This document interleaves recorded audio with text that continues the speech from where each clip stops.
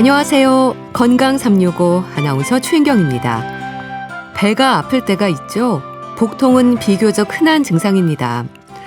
그런데 특히 윗배가 너무 아파서 자세를 이리저리 바꾸게 되는 경우가 있는데요.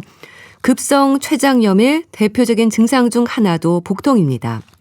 하지만 복통을 증상으로 하는 의심 질환들이 많아서 잘 분별할 필요가 있죠. 급성 췌장염은 담석이 원인이 되기도 하고요. 술이 위험 요인일 수도 있습니다. 급성 췌장염의 특징적인 증상, 또 급성으로 나타나는 췌장염을 방치했을 때 어떤 위험이 있는지 잠시 후에 알아봅니다. 그리고 청취자 사연으로 알아보는 우리 집 주치의로 이어가겠습니다. 건강 365 볼빨간 사춘기의 여행 듣고 시작하겠습니다. KBS 라디오 건강 365 함께하고 계십니다. 만성 췌장염인 분들에게는 췌장암 위험이 높습니다. 만성 췌장염이라는 이름이 있다는 건 급성 췌장염도 있다는 얘기일 텐데요. 급성 췌장염은 어떨까요? 갑자기 생기는 걸까요? 췌장 질환에 대해서는 많은 분들이 부담을 느끼는 만큼 췌장염에 대한 불안도 크지 않을까 싶습니다. 한림대 강남성심병원 소화기 내과 박재근 교수에게 도움 말씀 듣겠습니다. 교수님 안녕하세요. 네, 안녕하세요. 박재근입니다. 네, 반갑습니다. 췌장은 위치 때문일까요? 잘 안 보인다는 말도 있고요. 그래서 진단이 늦어지는 장기로 알고 있습니다. 어디에 위치해 있나요? 네, 췌장은 우리 배 안쪽에 위에 뒤쪽에 깊숙한 곳에 위치해 있습니다. 네. 그래서 일반적으로 복부 초음파로는 잘 안 보이고요. 또 증상이 나타나도 다른 장기 질환과 헷갈릴 수가 있기 때문에 네. 진단이 늦어지는 경우가 많습니다. 실제로 초기 진단이 늦어져서 중증으로 진행되는 경우가 네. 10에서 20% 정도 된다는 보고도 있습니다. 네. 그런데 췌장은 하는 일이 많지 않습니까? 네, 정말 중요하고 하는 일이 많은데요. 네. 췌장은 크게 두 가지의 역할을 합니다. 첫째는 음식물을 소화시키는 소화 효소를 분비해서 네. 우리가 어떤 음식을 먹을 때 그 영양분을 흡수할 수 있게 도와주고요. 네. 또 둘째는 인슐린 같은 호르몬을 만들어서 혈당을 조절합니다. 네. 그래서 췌장이 망가지면 소화 불량뿐만 아니고 당뇨까지 생길 수 있죠. 네. 그러니까 음식물을 소화시키는 소화효소를 분비해주고 또 인슐린과 같은 호르몬을 만들어서 혈당을 조절해주는 역할을 췌장이 한다고 하셨는데요. 근데 특히 췌장의 주변으로는 중요한 혈관들이 자리하고 있어서 또 췌장이 손상이 되면 우리 몸 전체로 영향을 줄 수 있다고 들었습니다. 어떤 의미일까요? 네, 맞습니다. 그 췌장은 주변의 대동맥, 간문맥 같은 큰 혈관들이나 임파선하고 가깝습니다. 네. 췌장이 심하게 손상이 되면 이 염증 반응이 인접한 혈관하고 장기로 번지게 되는데요. 네. 이 전신에 염증 반응이 일어나게 되고 심하면 쇼크 상태까지 갈 수가 있습니다. 네. 그래서 췌장염을 방치하면 생명이 위험해질 수 있는데요. 네. 췌장에 염증이 생기면 이 염증이 퍼져서 전신에 폐혈증이 생기거나 네. 혹은 여러 장기에 기능을 못하게 하는, 즉 다발성 장기 부전으로 진행할 수 있습니다. 네. 실제로 중증 급성 췌장염의 사망률이 10% 내외로 꽤 되는 것으로 알려져 있습니다. 네. 그러니까 췌장염은 이제 방치하면 안 되고 치료를 해야 되는 건데요. 만성 염증으로 그렇게 될 수 있다는 건 급성으로 오는 염증도 있다는 거잖아요. 췌장염이 급성과 만성으로 구분이 되는 걸로 알고 있습니다. 어떤 차이일까요? 네. 췌장염은 크게 급성 췌장염과 만성 췌장염으로 나눌 수 있는데요. 네. 급성은 말 그대로 갑자기 췌장에 염증이 생겨서 심한 통증과 염증 반응이 나타나는 상태이고요. 네. 만성은 췌장이 반복적인 염증에 의해서 점점 딱딱해지고 그러면서 기능을 잃어버리는 그런 상태입니다. 네. 소화가 안 되거나 혈당이 당연히 조절이 안 되겠고요. 네. 이 만성 췌장염 환자분들은 당뇨병 발생률이 40% 이상이나 된다고 보고됩니다. 아, 차이가 좀 있네요. 그러니까 급성기에 치료하지 않으면 만성이 된다는 정도로 이해하면 안 되겠어요. 네, 좋은 질문이신데요. 네. 급성이 무조건 만성으로 진행되는 건 아닙니다. 네. 급성 췌장염이 뭐 한두 번으로 끝나는 분이 대부분이죠. 많고. 근데 이게 반복적으로 염증이 생기면 결국 만성으로 발전할 수가 있습니다. 그렇군요. 한두 번의 급성 췌장염은 대부분 잘 회복되시거든요. 네. 근데 이제 반복되지 않아야 되는데 네. 그래서 이 급성 췌장염이 한번 생기셨을 때는 그 원인을 정확히 찾고 재발을 막는 게 중요합니다. 네. 자, 오늘은 특히 이 급성 췌장염에 대한 말씀을 주시면 좋겠는데요. 구체적으로 어떤 상태인가요? 네, 급성 췌장염은 말 그대로 췌장에 갑자기 심한 염증이 생기는 상태인데요. 네. 췌장은 소화 효소를 만드는 장기입니다. 어떤 이유로 이 효소가 췌장 안에서 활성화가 되면 네. 췌장이 자기 자신을 소화시키면서 염증이 굉장히 심하게 오는 것이죠. 네. 네, 일부 연구에 따르면 뭐 인구 10만 명당 연간 한 30에서 40명 정도 발생한다고 보고하는 그런 연구들도 있습니다. 네. 그러니까 급성 췌장염은 말 그대로 췌장에 갑자기 심한 염증이 생기는 상태라고 말씀하셨는데 그 원인이 뭔가요? 진단받는 분들이 늘고 있다고 하셨는데요. 네, 대표적인 원인은 술과 담석입니다. 네. 네, 특히 우리나라에서는 급성 췌장염의 원인 중 담석이 약 40% 정도, 알코올도 30% 정도로 많은 비율을 차지하고 있는데요. 네. 젊은 층에서는 이제 과음과 폭음이 큰 원인이 되고 있고요. 또 중장년층에서는 담낭에 돌이 생겨서 네. 췌장이 내려오는 길을 막는 그런 담석성 췌장염도 많이 발견이 되고 있습니다. 네. 최근에는 건강검진 많이 하시잖아요. 네. 그때 이제 CT 검사도 비교적 쉽게 하시게 되면서 진단받는 분들이 늘어나고 있습니다. 네. 그 원인이 일단 술과 담석이 많고 뭐 젊은 층에서는 과음, 폭음이 문제가 된다고 하셨는데 술로 인한 문제가 일단은 크네요. 비교적 젊은 사람들에게 급성 췌장염의 발생 위험이 그럼 술로 인한 부분이 큰 건가요? 네, 맞습니다. 젊은 분들은 이제 급성 췌장염의 가장 큰 원인이 과음인데요. 네. 특히 최근에 보면은 폭탄주 같은 독한 술을 단시간에 마시는 거, 그거 위험하고요. 아, 그렇군요. 네, 또 일주일에 소주 2병 이상 반복적으로 드시는 분들은 그 위험이 3배 이상 높아진다는 연구 결과도 있기 때문에 네. 항상 주의해서 또 적절한 음주 문화를 또 음주를 하시는 것이 급성 췌장염을 피하는 데 매우 중요하다고 할 수 있습니다. 네. 일단 과음이 좀 큰 문제가 되고요. 근데 또 술을 안 마시는데 급성 췌장염 진단을 받았다는 분도 계십니다. 특발성 췌장염이 이런 경우인 건가요? 네, 맞습니다. 원인을 찾지 못하는 경우를 특발성 췌장염이라고 이야기하는데요. 네. 전체 췌장염 환자분들 중에 많게는 20% 정도까지도 원인이 명확하지 않은 경우가 많습니다. 네. 대개는 드물지만 이제 미세 담석 3mm 미만의 아주 작은, 즉 CT나 MRI에서도 잘 보이지 않는 작은 담석이나 혹은 모르고 계시는 유전적 요인, 즉 이제 물려받은 어떠한 유전적 인자에 의해서 숨겨진 원인이 특발성 췌장염의 원인이 되기도 할 수는 있는데요. 네.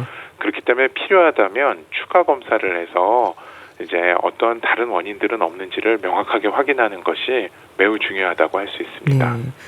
그렇게 원인이 명확하지 않는 경우가 좀 걱정이 되는데요. 유전적 요인에 대해서는 좀 확인이 필요한 경우도 있겠네요. 그렇다면은. 네, 맞습니다. 특히 젊은 나이에 반복적으로 췌장염이 생기시면서 네. 이상하게 술도 잘 안 하고 또 담석도 없고 그런데 네. 계속 췌장염이 생긴다고 한다면 아, 유전자 검사나 네. 거기에 또 합당한 추가적인 검사를 권고하기도 합니다. 네. 또 다른 이유도 있거든요. 예를 들면 해부학적으로 췌장관에 기형이 있는 경우, 네. 이제 혹은 변형이 있는 경우, 또 이렇게 췌장염이 계속 반복하기도 하거든요. 그래서 특히 40세 미만에서 반복되는 췌장염 환자분들은 네. 이러한 유전성 췌장염의 가능성이 있기 때문에 유전자 검사라든지 아니면 담관, 췌관의 기형 혹은 변형 여부를 확인하기도 합니다. 네. 앞서 이제 급성 췌장염의 대표적 원인으로 술과 담석 지적하셨는데요. 급성 췌장염의 원인으로 담석은 또 어떤 문제가 되는 건가요? 네, 담석은 급성 췌장염의 가장 흔한 원인 중에 또 하나인데요. 네. 담낭이나 담도에 돌이 생기면 담즙이나 췌장액이 나오는 길이 막히게 되거든요. 아, 이 췌장액이 역류를 해버리면 네. 췌장을 자극해버리게 됩니다. 그렇군요. 네, 담석은 우리나라 급성 췌장염 원인의 한 40% 정도 차지한다는 연구 보고도 있었습니다. 네. 좀 여러 요인들이 있는 건데 증상은 어떨까요? 네, 대표적인 증상은 복통인데요. 네. 상복부가 심하게 아프고 통증이 등으로 퍼지는 양상을 나타나기도 합니다. 아, 또 식사 후에 더 아프시거나 누워 있으면 통증이 심해져서 몸을 앞으로 구부리는 자세를 많이 취하게 되거든요. 네. 이러한 특징적 증상을 보인다면 한 번쯤은 의심해 보셔야 합니다. 네. 상복부가 심하게 아프고 통증이 이제 등 쪽으로 퍼지기도 한다고 하셨는데요. 근데 복통이 다른 질환의 증상이기도 하지만 급성 췌장염의 증상도 복통인 건데 이게 어느 정도의 통증일까요? 네, 말씀하신 바대로 통증의 양상만으로 감별 진단을 하기는 굉장히 어렵거든요. 네. 근데 이제 이렇게 환자분들을 뵈면은 윗배, 어떤 분들은 이제 아랫배가 아프신 아. 분들은 좀 다른 겁니다. 네, 그래서 윗배. 네, 윗배가 네. 찌르는 듯이 아프는데 이게 얼마나 아픈지 등으로 막 퍼지면서 굉장히 아파서 산통이라고 할 정도로 네. 응급실을 찾는 경우가 많거든요. 그래서 그냥 단순한 통증이 아니고 꼭 이렇게 해결되지 않는 심한 통증이 있다고 하신다면은, 그러면서 또 상복부가 특징적인 통증이 있다고 하신다면 꼭 한 번은 의심하고 검사를 해보시기를 권고드립니다. 네. 그러니까 특히 윗배, 상복부 통증이 아주 심한 거군요.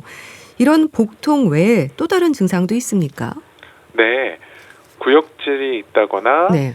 이제 구토, 발열, 오한 등이 동반될 수 있고요. 네. 너무 심하면은 복부가 단단해지고 또 쇼크 증상까지 나타날 수 있습니다. 네. 담석과 연관된 경우에는, 심한 경우에는 얼굴이 노래지는 네. 황달이 동반되기도 합니다. 네.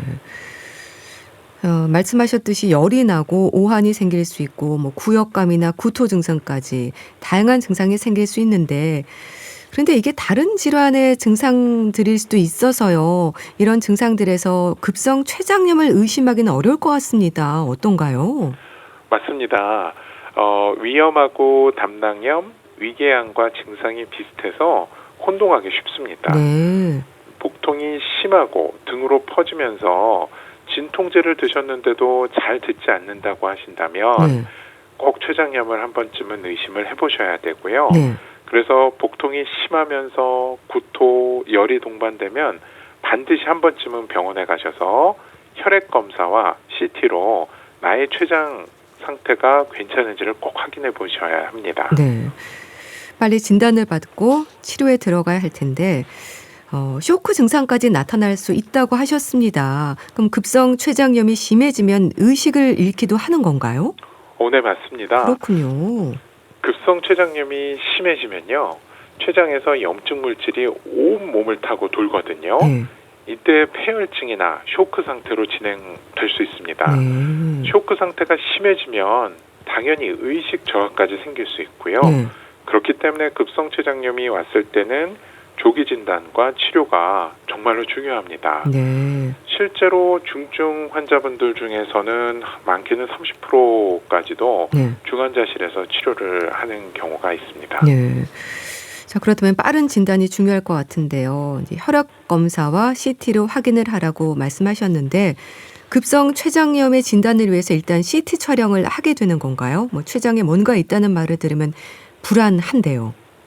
네, CT는 췌장염의 정도와 합병증 여부를 확인하는 데 매우 중요합니다. 네. 초음파로는 앞서 말씀드린 바대로 췌장이 잘 안 보이거든요. 아, 그래서 CT로 더 정확하게 확인을 할 수가 있습니다. 네. 이런 CT 검사, 이제 영상 촬영의 결과뿐 아니라 또 혈중 췌장 효소도 확인한다고 하던데요. 췌장 효소는 어떤 의미로 또 생각하면 될까요? 네, 췌장 효소는 우리가 이제 조금 어려우실 수도 있는데 네. 이름을 알아두시면 편하거든요. 네, 아밀라제하고 리파제라는 수치입니다. 네. 그래서 이 두 가지로 혈액 검사를 확인하는데요. 이 수치가 높으면은 췌장에 염증이 있다는 중요한 단서가 될 수 있습니다. 네. 실례로 정상보다는 3배 이상 올라가면 급성 췌장염의 가능성이 높다고 봅니다. 네. 췌장 효소인 아밀라제, 리파제 수치를 기억하시면 좋을 것 같고요. 자, 그럼 급성 췌장염의 치료는 앞에서 말씀 주신 원인 치료가 우선일까요? 맞습니다. 급성 췌장염의 치료는 기본적으로 금식하고 수액 치료를 하게 되거든요. 네. 동시에 원인을 해결하는 것이 가장 중요합니다. 네. 금식을 해야 되는 거네요? 네, 맞습니다. 금식을 하면은 이제 어떻게 설명을 환자분들께 드리냐면 네. 금식을 하게 되면 왜 음식이 들어가면 소화를 해야 되잖아요. 근데 췌장의 가장 중요한 역할 중에 하나가 아까 앞서 말씀드린 바대로 소화 효소를 내보내는 거죠. 그렇네요. 밴드를 붙여주는 이제 효과가 있는 거죠. 그래서 금식을 하시면은 대부분은 많은 경우에는 호전이 되십니다. 네. 또 원인이 이제 술과 담석이라고 하셨는데 술이 원인이면 금주를 하면 되고 담석이 원인일 때는 담석을 제거하게 되는 건가요? 맞습니다. 술로 생겼을 때는 반드시 금주를 하셔야 되고요. 네. 담석이 원인인 경우에는 이제 특수 내시경으로 그 담석을 제거하게 되거든요. 네. 그래서 이제 정확하게 말씀드리면 담도석을 제거하게 됩니다. 그래서 이러한 담도석을 제거했을 때 급성 췌장염이 급격히 좋아지는 경우를 확인할 수 있습니다. 네. 그리고 또 혈중 지방 농도도 떨어뜨려야 되는 건가요? 네. 급성 췌장염의 많은 원인들 중에 하나가 고지혈증. 아, 그렇군요. 네. 그 중에서도 우리 흔히 오메가3를 잘 아실 텐데 네. 오메가3가 이제 중성 지방을 낮추잖아요. 특히 그런 중성 지방이 아주 췌장염의 원인이 되고 있습니다. 많이 네. 높을 때는. 그래서 이러한 지방 수치를 낮추는 약물과 식이 조절이 필요합니다. 네. 또 경우에 따라서 너무 높은 분들은 네. 혈장 분리술과 같은 시술이 필요한 경우도 있는데요. 네. 그렇기 때문에 항상 일정하고 건강하게 그 고지혈증 수치들을 유지하시는 것이 급성 췌장염을 예방하는 데 매우 도움이 될 수 있습니다. 그래도 다행히 급성 췌장염의 치료는 비교적 수월하다고 볼 수 있을까요? 네. 너무 걱정하지 않으셔도 네. 되는 게요. 네. 이 진단을 좀 빨리 하셔서 경증인 경우에 오시면은 앞서 말씀드린 바대로 금식과 수액 치료만으로도 비교적 회복이 잘 되십니다. 네. 대개 한 80% 정도까지는 잘 회복이 되시거든요. 근데 이게 중증으로 넘어가실 때가 가장 위험합니다. 네. 중증으로 진행될 가능성이 있기 때문에 그 중증으로 가면 이제 중환자실 치료도 받아야 되고 자칫 잘못했다가는 이제 생명이 위험해질 수 있기 때문에 네. 절대 가볍게 보시면 안 되고요. 조금이라도 이제 해당되는 증상이 있거나 위험 요인을 갖고 계시거나 증상이 잘 좋아지지 않는다면 네. 꼭 미리 확인을 해보시기를 권고드립니다. 네. 중증으로 가게 되면 위험한 상황으로까지 갈 수 있다고 하셨는데 그럼 중증으로 가면 그때는 치료가 좀 다른가요? 그럼요. 이게 이제 중증으로 가게 되면 우리가 흔히 말하는 괴사성 췌장염, 즉 그 주변이 다 이렇게 녹아버리는 거거든요. 그렇군요. 이렇게 괴사성 췌장염이 진행이 되면 배액관을 삽입한다든지 내시경적으로 괴사된 조직을 제거한다든지 네. 또 너무 심한 경우에는 경우에 따라서는 수술이 필요합니다. 또 전신적인 장기, 아까 그 췌장염이 심해지면은 폐혈증이 심해지고 여러 장기의 부전이 온다고 했지 않습니까? 그래서 그 전신 장기 기능의 관리가 매우 중요한데요. 네. 이게 사실은 중환자실에서 해야 될 정도로 굉장히 안 좋아질 수가 있습니다. 그래서 항상 중증에 가기 전에 미리 진단을 하시고 치료를 비교적 이르게 하시면 대부분은 걱정 없이 나으실 수 있습니다. 네. 그런데요, 급성 췌장염도 또 재발하지 않습니까? 계속 반복되면 만성 췌장염으로 발전할 수 있는 건가요? 맞습니다. 급성 췌장염이 자꾸 반복되면은 췌장이 딱딱해지고 만성으로 진행이 되는데요. 네. 그래서 재발을 막기 위해서는 그 원인을 반드시 찾아서 제거하려는 노력이 필요하겠습니다. 그렇게 만성 췌장염으로까지 진행이 되면 췌장 기능을 회복할 수 없는 거죠. 그럼요. 그렇군요. 간과 비슷하게 이 췌장은 만성 췌장염으로 가게 되면 네. 이미 손상이 돼서 췌장의 기능을 되돌리기가 어렵습니다. 따라서 예방이 가장 중요합니다. 네. 조심하셔야 될 것 같은데요. 자, 그렇다면 췌장염을 예방할 수 있는 방법, 생활에서 지켜야 하는 부분들이 있다면 어떤 게 있을까요? 네. 무엇보다 술 때문에 원인이라고 하신다면 네. 술을 줄이시거나 가장 좋은 것은 끊는 것입니다. 네. 이제 어떤 환자분들은 오셔서 술의 종류, 예를 들어서 좀 알코올이 낮다든지 네. 아니면 뭐 예전에 드신 것만큼보다는 훨씬 적게 반주로 드신다든지 네. 그러면 좋지 않나요? 하시는데 근본은 끊는 것입니다. 그리고 담석이 있다면 담낭에 대한 관리와 네. 제거를 꼭 고려하셔야 되고요. 앞서 말씀드린 바대로 고지혈증이 있다면 네. 꾸준한 약 복용과 함께 식이 조절을 꼭 하셔야 됩니다. 네. 무엇보다 가장 중요한 것이 건강한 식습관과 정기 검진이 가장 좋은 예방법입니다. 네, 알겠습니다. 자, 오늘은 급성 췌장염과 관련해서 자세히 알아봤는데요. 한림대 강남성심병원 소화기 내과 박재근 교수와 함께했습니다. 말씀 감사합니다. 감사합니다.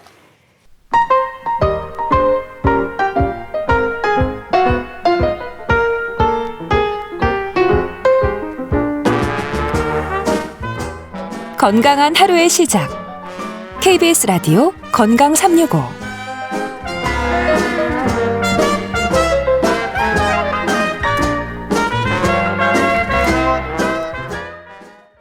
KBS 라디오 건강 365 함께하고 계십니다. 우리 집 주치, 청취자가 주신 사연으로 함께합니다. 순천향대 서울병원 가정의학과 조현 교수에게 도움 말씀 듣겠습니다. 교수님 안녕하세요. 네, 안녕하세요. 오늘 주신 사연, 먼저 70대 후반 여성이 주신 내용부터 보겠습니다. 들어보시죠. 그러니까 지금 이제 이게 노화가 오면서 뭐 허리도 아프고 무릎도 아프고 그러잖아요. 뭐 이제 약도 주고 주사도 놓고 이러다가 그것이 이제 조금 더 진행이 되다 보니까 요즘은 무릎 관절 수술 얘기도 나오고 그러는데 과연 이거를 수술을 해야 되냐 어쩌야 되냐 아직 그런 걸 자세히 모르고 있거든요. 뭐 조금 있으면 이제 80이 가까워지는 나이에 있으니까 그래서 좀 더 이제 구체적으로 과연 이 노인성 무릎, 연골 이런 거에 대해서 이제 자세히 좀 알고 싶죠. 한 3, 4년 전부터 다녔는데 그때는 이제 무릎이 좀 아파서 갔는데 연골 주사를 맞았어요. 근데 그게 6개월에 한 번씩 맞거든요.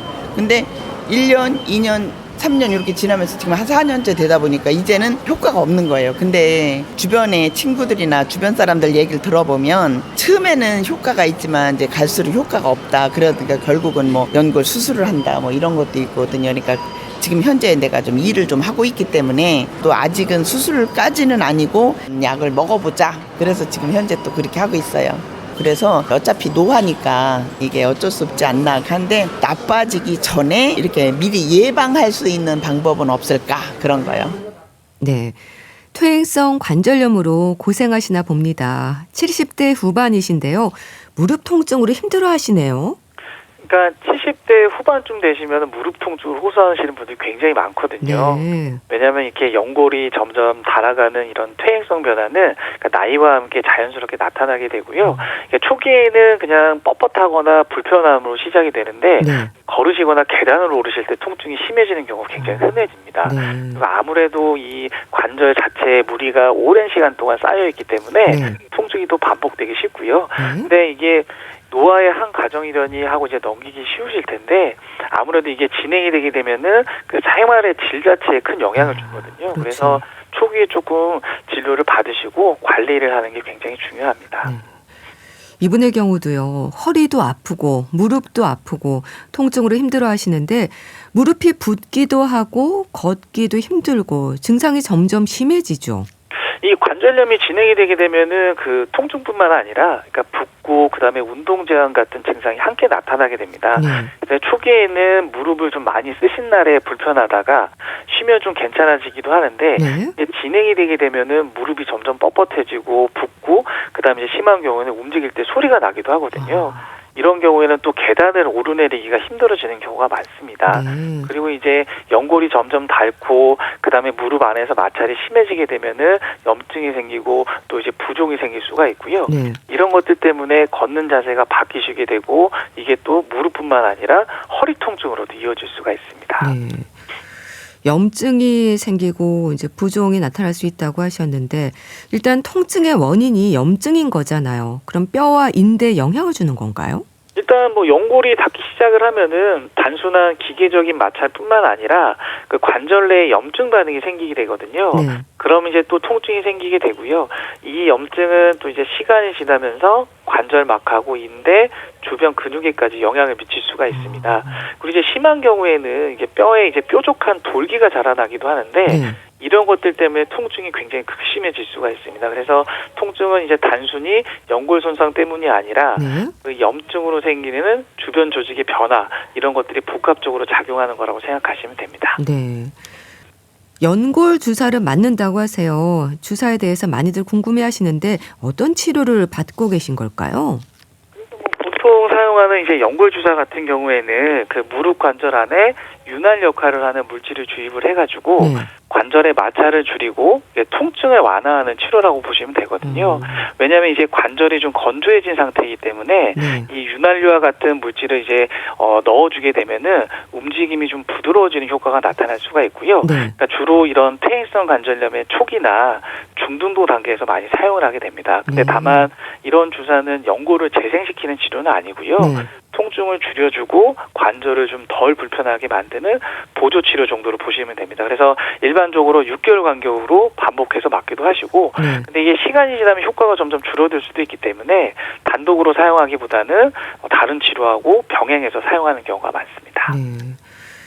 이 통증 완화를 위해서 이걸 한다고 하셨는데 근데 정기적으로 이분의 경우도 주사 치료를 받고 있는데 효과를 보는 주기가 점점 좀 짧아지시나 봐요. 이분도.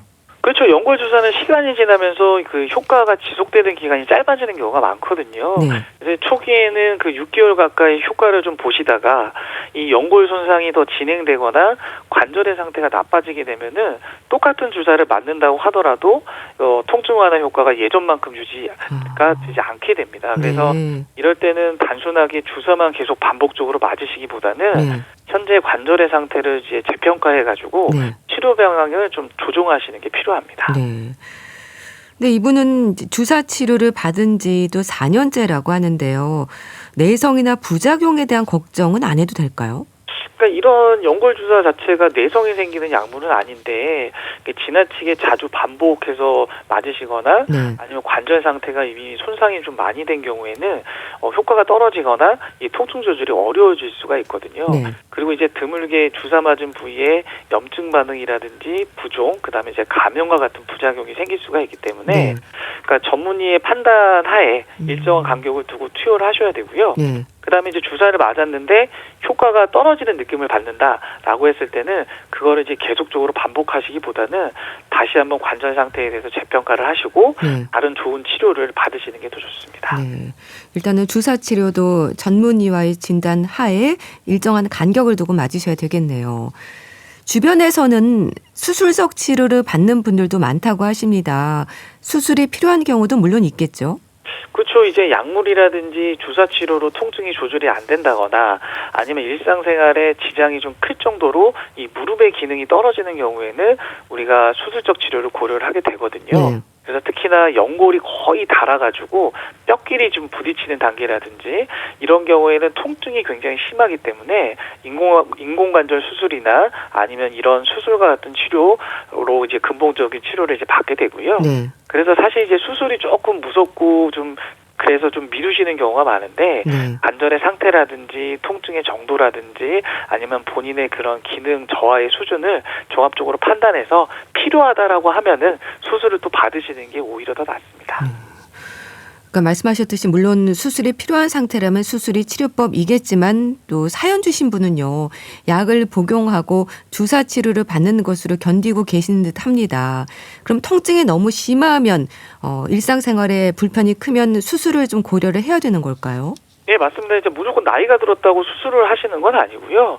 이제 무엇보다 가장 중요한 기준은 관절의 상태하고 네. 일상생활에 미치는 영향이라고 보시면 되거든요. 그러니까 예를 들어서 무릎이 휘거나 관절 간격이 거의 사라져가지고 뼈끼리 닿는 상태다. 네. 그리고 이제 걷는 게 너무 불편해서 계단이라든지 외출이 두려워질 정도라고 하면은 그때는 우리가 수술을 좀 적극적으로 고려를 해야 되고요. 네. 그다음에 이제 주사라든지 약물 치료를 받는데도 통증이 줄지가 않고 밤에 주무시지도 못할 정도로 아프다. 네. 그리고 이제 관절이 점점 굳어간다. 이런 거는 이제 관절 기능이 많이 손상이 되고 있다는 신호이기 때문에 네. 이럴 때도 우리가 수술을 또 고려를 하게 됩니다. 네. 그래서 결국의 핵심은 통증이 얼마나 심한지 아, 이제 그런 걸로 인해서 얼마나 좀 불편한지 이런 것들을 보고서 수술을 결정을 하게 됩니다. 네.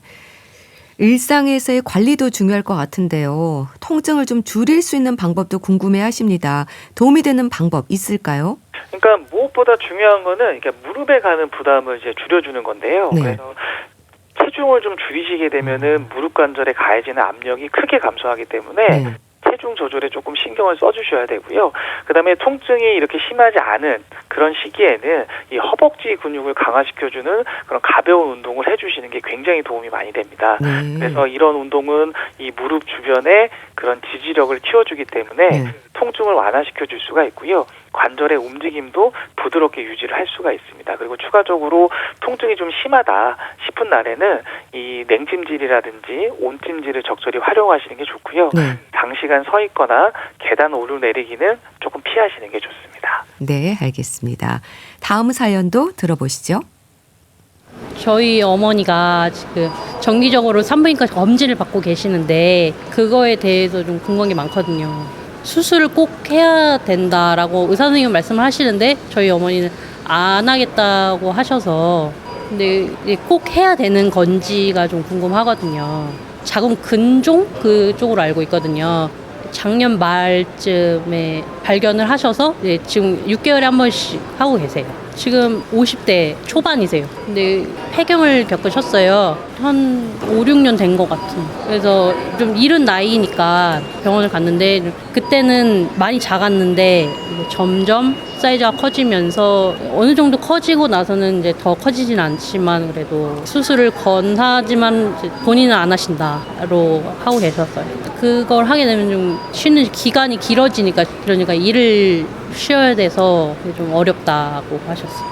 여기서 더 작아질 수도 있는 건지 아니면 작아지게 하게끔 할 수 있는 방법이 있는지 아니면 이게 유전이 될 수도 있는 건지도 궁금하고 근종의 크기가 있을 텐데 그게 몇 센치 이상이 넘어가야지 수술이 꼭 필요한지가 궁금합니다.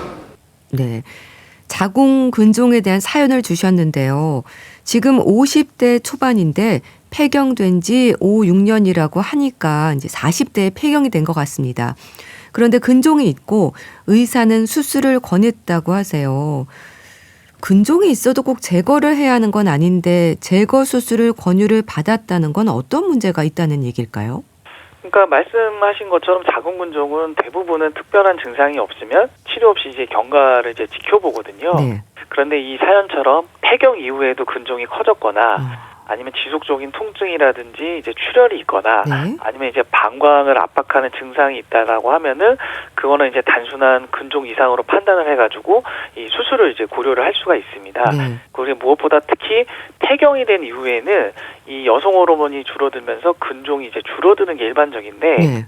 반대로 이 크기가 계속 커졌다라고 하면은 근종이 아니라 다른 종양의 가능성이 있거든요. 네. 그래서 그런 경우에는 예방적인 의미의 수술을 받는 경우가 있습니다. 네. 자궁 근종은 양성 종양인 거죠? 여성들에게 아주 흔한 걸로 알고 있습니다. 네, 맞습니다. 이제 자궁 근종은 이제 자궁에 생기는 양성 종양, 그러니까 암이 아닌 양성 혹이라고 보시면 됩니다. 그래서 이거 굉장히 흔하기 때문에 30대, 50대 여성분들에서는 거의 절반 이상에서 이런 근종이 있다고 알려져 있고요. 네. 이 근종은 대개 여성 호르몬의 영향을 받고 자라기 때문에 이 폐경 이후에는 점차 작아지는 경우가 많습니다. 네. 근데 대부분은 증상이 없고 건강에 큰 영향을 주지 않기 때문에 정기적으로 이제 추적 관찰만 하는 경우가 많은데 네. 크기가 크거나 아니면 이제 통증이라든지 출혈이라든지 압박 증상이 생긴다라고 하는 경우에는 치료가 또 필요한 경우도 있습니다. 네. 크기가 크거나 뭔가 통증이 있다면 문제라고 하셨는데, 근데 개수도 한두 개부터 아주 여러 개까지 다양하던데요. 그럼 자궁 근종이 생기는 위치와 크기로 볼 때 잘 살펴야 하는 경우라면 어떤 경우일까요? 그래서 이제 개수도 중요하지만 개수보다 더 중요한 건 위치하고 크기거든요. 네. 그래서 예를 들어서 자궁 안쪽 가까이에 생긴 근종 같은 경우에는 크기가 작다라고 하더라도 출혈을 유발하거나 생리량이 늘어나는 경우가 많고요. 네. 그다음에 자궁 바깥쪽에 큰 혹이 자라게 되면은 방광이라든지 장을 누를 수가 있기 때문에 네. 소변이나 배변이 불편해지는 경우도 생깁니다. 그리고 이제 특히 폐경 이후에도 근종이 커지거나 네. 아니면은 6cm 이상으로 크기가 크거나 아니면 이제 배에서 만져질 정도가 된다라고 하면은 이 정밀 검사를 통해 가지고 어떤 종양인지 다시 한번 확인을 해야 되고요. 네. 그 종양에 따라서 치료를 할지 말지를 결정하는 경우가 많습니다. 그래서 단순하게 크기뿐만 아니라 증상이 있는지, 그다음에 어디에 위치하고 있는지 이런 것들을 고려해서 치료 여부를 결정을 하게 됩니다. 네. 일단 폐경 이후에도 근종이 커지면 좀 더 주의를 해야 된다고 하셨는데요. 근종이 있을 때 우리가 정기적으로 검진을 하잖아요. 그러면 크기가 커지면 좀 더 검진 주기를 앞당기게 되나요? 사연 주신 분은 6개월에 한 번씩 확인을 하신다네요. 그러니까 자궁 근종이 증상이 없다라고 하면은 그냥 보통 1년에 한 번 정도 정기적으로 초음파로 확인하는 경우가 많거든요. 네. 근데 이제 이분처럼 크기가 커졌거나 변화가 있다라고 하는 경우에는 6개월에 한 번, 필요하면 이제 3개월 간격으로 검사 주기를 앞당기기도 합니다. 그래서 이제 폐경 이후인데도 근종이 계속 커진다, 내지는 몇 달 사이에 급격하게 커졌다, 네. 라고 하는 경우에는 암일 가능성도 조금 높기 때문에 간격을 더 짧게 잡고 우리가 추적 관찰을 하게 됩니다. 네. 그리고 또 자궁 근종이 있어도 전혀 증상이 없는 경우도 있다고 하셨는데 검진 중에 우연히 알게 되는 분들도 많지 않나요? 네, 맞습니다. 이제 특별한 증상이 전혀 없는 경우가 많기 때문에 뭐 정기 건강검진이라든지 초음파 검사 중에 우연히 발견되는 경우가 많고요. 실제로 이제 근종 크기가 작고 자궁의 바깥쪽에 있다라고 하면은 전혀 불편함이 없는 경우가 많습니다. 네. 그래서 근종이 있다라는 말을 들으면 깜짝 놀라시는 경우가 거의 대부분이시고요.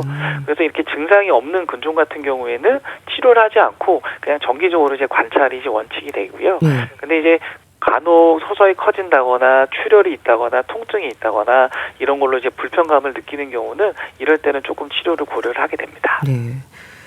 그러니까 사연 주신 분은 이제 폐경이 됐음에도 오히려 크기가 커진다고 하는데요. 여성 호르몬과 관련이 있다고 하지 않으셨습니까? 그래서 일반적으로 폐경 후에는 크기가 자연적으로 줄어든다는 생각을 하시는 분들이 있는데 어떨까요? 근거가 없는 얘기일까요?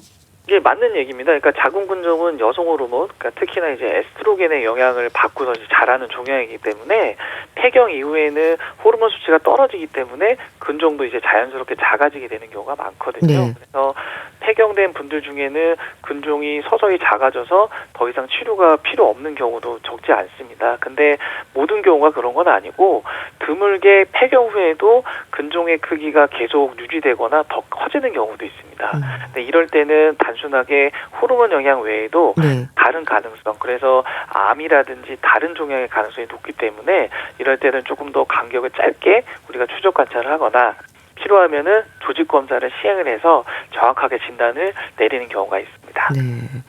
그러니까 크기가 커진다는 건 이제 호르몬 외에도 뭐 암이나 다른 종양을 의심해 볼 수 있기 때문에 좀 더 관찰이 필요하다고 하셨는데요. 크기가 어느 정도면 위험한지도 궁금해 하셨습니다. 어떨까요? 사실 이제 크기만으로 위험하다 아니다를 이제 단정하기 좀 어렵지만 그러니까 일반적으로 6cm 이상인 경우에는 주의가 필요하다고 보고 있습니다. 네. 그리고 이제 특히 증상이 없다라고 하더라도 크기가 7에서 8cm를 넘어가거나 아니면 이제 복부에서 만져질 정도로 커진다라고 하면은 이럴 때는 이제 장기를 압박한다거나 통증이라든지 출혈이 위험이 생길 수가 있고요. 네. 그리고 이제 폐경이 된 후에 계속 커지는 경우에는 네. 말씀드린 것처럼 혹시 다른 종류의 종양은 아닌지 정밀 검사가 필요할 수가 있습니다. 그래서 크기가 또 작다라고 하더라도 위치에 따라서 또 증상을 유발할 수가 있기 때문에 단순하게 이제 크기보다는 이 변화하는 속도, 크는 속도, 그다음에 동반 증상, 위치 등을 이제 종합적으로 평가를 하게 됩니다. 네. 그리고 또 근종도 가족력이나 유전적인 요인이 있는지도 궁금해 하셨습니다. 연관이 있을까요? 근종 같은 경우에는 이제 가족력이라든지 유전이 어느 정도 있다고는 하는데 네.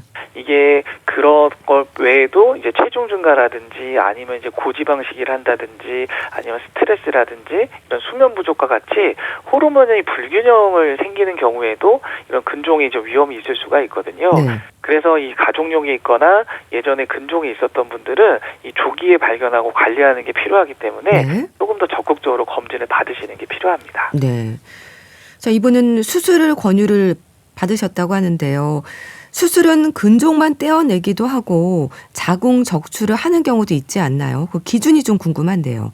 사실은 이제 자궁 근종 수술은 그러니까 근종만 제거하는 근종 절제술, 자궁 전체를 제거하는 자궁 적출술로 나눌 수가 있거든요.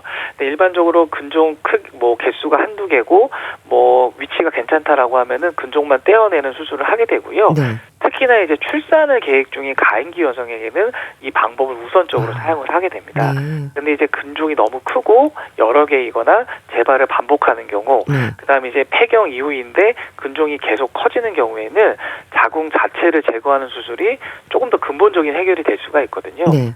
그래서 이제 수술의 선택은 환자의 연령, 그다음에 임신 계획, 그다음에 근종의 위치와 크기, 증상 정도를 이제 고려를 해가지고 결정을 하게 됩니다. 네. 근종만 떼어내는 경우에는 근종을 제거해도 또 생길 수 있는 거죠. 네, 맞습니다. 이제 근종은 한 번 제거했다고 해서 완전히 끝나는 병은 아니고요. 네. 그다음에 이제 특히 자궁을 남겨두고 근종만 제거한 경우에는 남아있는 자궁의 근육 중에서 새롭게 또 근종이 자라날 수가 있거든요. 네. 그래서 근종이 여러 개 있었는데 일부만 제거를 했다거나 아니면 크지 않아서 놔뒀던 근종이 또 자라나면서 증상을 또 다시 유발할 수도 있습니다. 그래서 수술하고 나서도 정기적인 추적 검사가 필요하고요. 네. 특히나 이제 가임기 여성이라고 하면은 호르몬 변화에 따라서 근종이 또 다시 생기거나 커질 수가 있기 때문에 미리 알고 관리하시는 게 중요합니다. 네. 여성 호르몬과 관련이 있긴 한데요. 근종이 생기지 않도록 예방할 수 있는 방법은 없는 건가요? 그러니까 완전히 예방할 수 있는 방법은 아직 없고요. 근데 다만 호르몬 영향을 줄이거나 위험 요인을 줄이는 생활 습관은 분명 도움이 될 수가 있습니다. 네. 예를 들어서 과도한 체중 증가라든지 스트레스, 이런 수면 부족 같은 경우에는 호르몬 불균형을 일으킬 수가 있기 때문에 이런 것들을 줄여주시는 게 예방 효과로 작용을 할 수가 있고요. 그다음에 적절한 운동하고 그다음에 정기적인 부인과 검진도 굉장히 중요합니다. 네. 그러니까 특히나 가족력이 있거나 이전에 근종이 있었던 분들은 일찍 발견하고 관리하는 게 가장 확실한 예방법이기 때문에 정기적으로 점검해주는 습관이 가장 중요하실 것 같습니다. 네, 알겠습니다. 우리 집 주치, 건강에 대한 궁금증 풀어봤는데요. 순천향대 서울병원 가정의학과 조현 교수와 함께했습니다. 감사합니다. 네, 감사합니다. 내일의 굿나잇 보내드리면서 인사드릴게요. 건강365 아나운서 최인경이었습니다. 고맙습니다.